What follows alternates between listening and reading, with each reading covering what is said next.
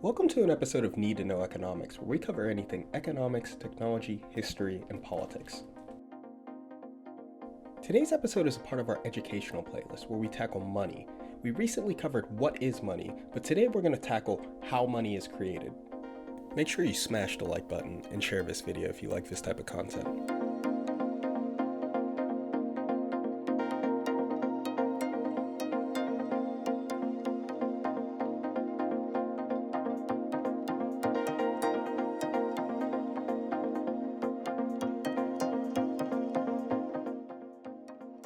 Money is as old as civilization itself.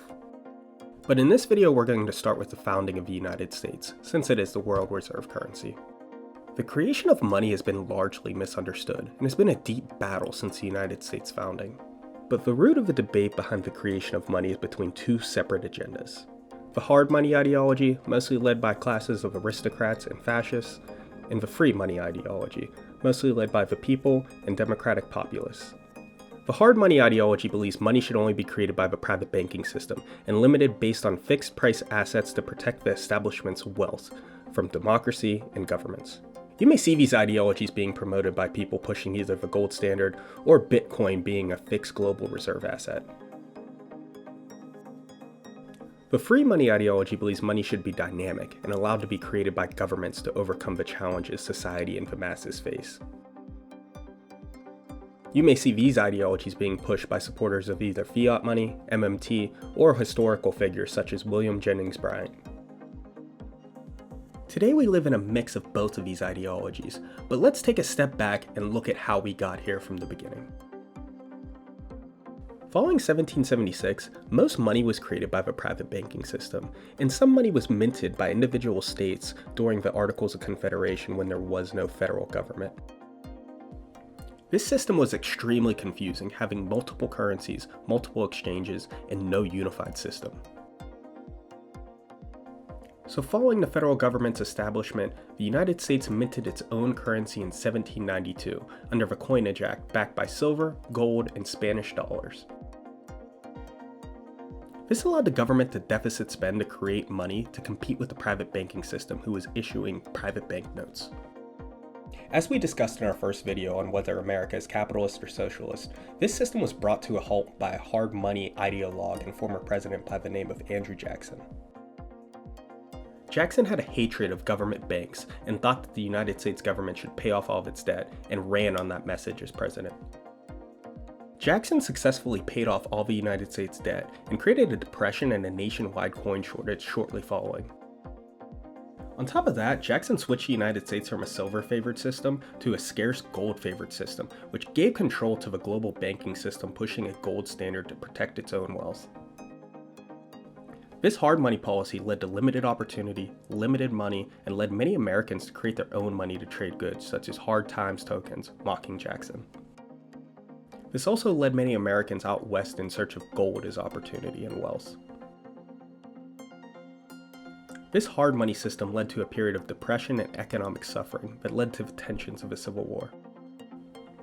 But during the Civil War, the United States moved towards a free money fiat system in 1862 to finance the efforts of the war.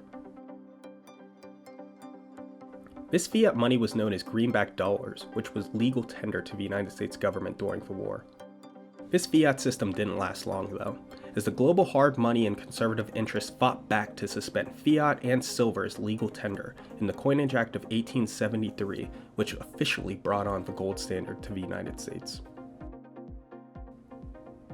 This move to the gold standard was known to many Americans as the crime of 1873, and also pushed the free silver movement pushed by politician Jennings Bryant.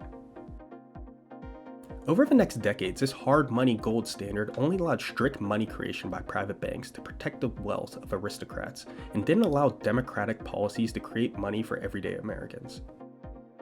This hard money gold standard period led to suffering for almost a century, starting with the Long Depression from the inception of the gold standard in 1873 till around 1896, the Panic of 1907, World War I, the rise of global fascism, and even the Great Depression. It took all that suffering and the right of women to vote in 1909 to finally enable the United States to break free of this hard money gold standard when FDR moved the United States towards a fiat money system to help mend the Great Depression in 1933. FDR continued the destruction of the gold standard during World War II and put money in the power of democratic institutions, which led to the most prosperous period in world history. But with prosperity comes responsibility, and the US government, which was now the world reserve currency replacing the gold standard, just wasn't agile enough to meet the demand of the world adding 5.5 billion people in the span of 70 years. This is where the story of money becomes more complex, as we previously discussed. And this is where the Eurodollar system, coined by Emil Kalinowski and Snider, arose from the shadows.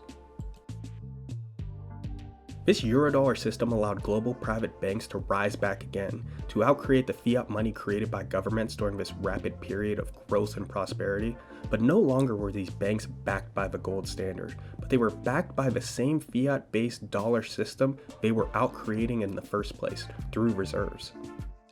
Global banks outcreated the government fiat money so much that today, over 95% of the money used is created by the private banking system. And because these global banks create most of the money, they often hold governments hostage to corruption to fix these mistakes.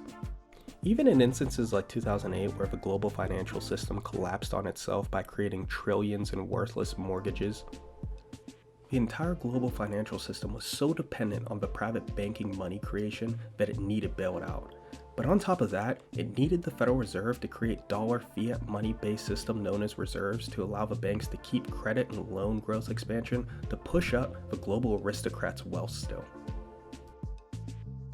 All in the same breath as propaganda claimed free money creation through fiscal policy by governments was considered socialism and needed to be stopped. And this is the system we are in today, a system where money is created by both governments and private banks still. But in the favor of creating money for reserves to allow banks to pump up asset prices for aristocrats, while claiming any type of money creation for you is considered socialism. This is one reason today why we have more wealth inequality than any time in history. It isn't quite the hard money system which limited money creation to solve your problems. But it also isn't the dynamic free money creation system in your favor.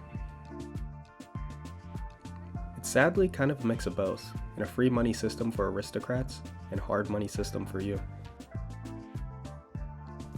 So when you hear the government can't afford to give you healthcare, education, or childcare to form a family because the government has $30 trillion of obligations of money creation, just know that you'll never likely see or hear or see the stat or see on TV that the global private banking system has over $1.3 quadrillion worth of money creation and obligations formed in mortgages, derivatives, cryptocurrencies, and other obligations.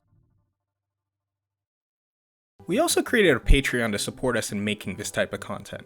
Just search needtoknoweconomics.com/Patreon to join. Money can be frustrating, and that's why we partner with companies that make money easy, like Acorns. As a child, I used to love going to the coinage machines at the grocery stores just to see how much money I saved from my paper route and all my pocket change. But as I got older and stopped using cash, I stopped going, and on top of that, all the change I saved up was depreciating in value every day. And that's where Acorns makes this process easy and efficient in today's digital world. Acorn rounds up every transaction on your debit card to the nearest dollar and invests it into indexes that appreciate over time into savings, retirements, or even your child's investment account. They'll even ship you a debit card to earn cash back from hundreds of different online stores. Just go to needtoknoweconomics.com/acorns to create an account and get a $5 bonus investment.